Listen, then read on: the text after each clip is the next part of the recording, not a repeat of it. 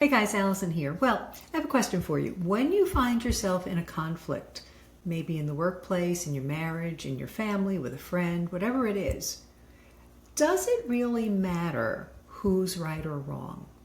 Now, of course, everybody's going to react, of course it matters. Well, it does to a certain extent.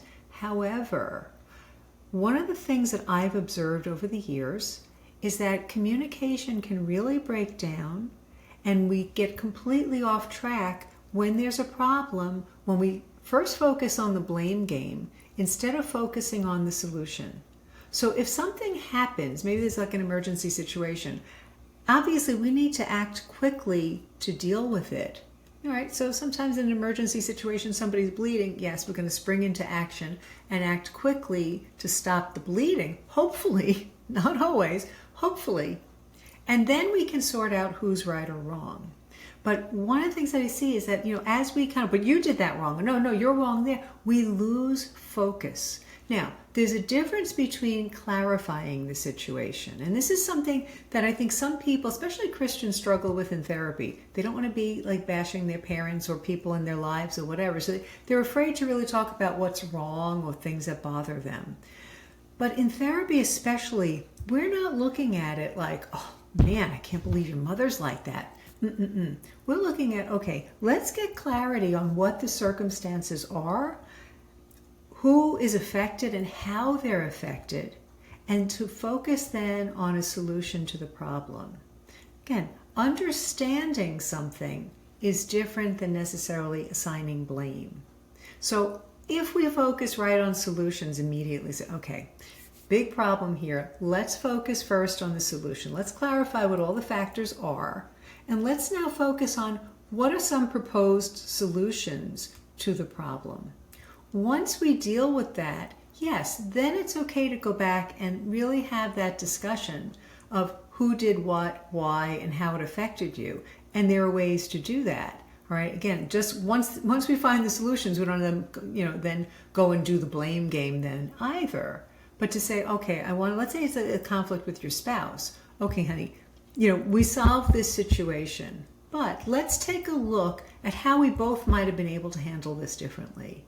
That's going to be a lot more effective if you can look at what you needed to change first. Now, I know sometimes you're afraid to be vulnerable because you might be with somebody who'll throw it back in your face. So you have to be careful. And if you are in big conflicts like that, highly recommend you work with a therapist, especially in a marital situation like that. A lot of times it is just communication styles. It is, past trauma that's getting in the way. But sometimes there's like some toxic elements in a relationship that I think need to be addressed in therapy. But like I said, clarify what is the problem, how did it develop, instead of blaming, but like, okay, what can we do to fix it? What are the best solutions that we can come up with right now? Then we can go back and do a post-mortem and say, okay, what actually went wrong? What can we do to prevent that from happening in the future?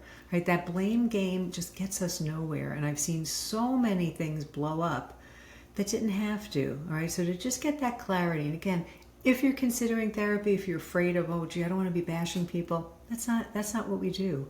What we're really looking at is, okay, what are the factors? Maybe there was alcoholism in your family or whatever. We're not there to trash anybody. We're just there to understand how it affected you and how you can triumph over it. Right? What are the solutions? What are the things that we learned from the situation? Sometimes bad things happen, but we can bring really good things out of it. A lot of people who came from dysfunctional families, they come out with some strengths.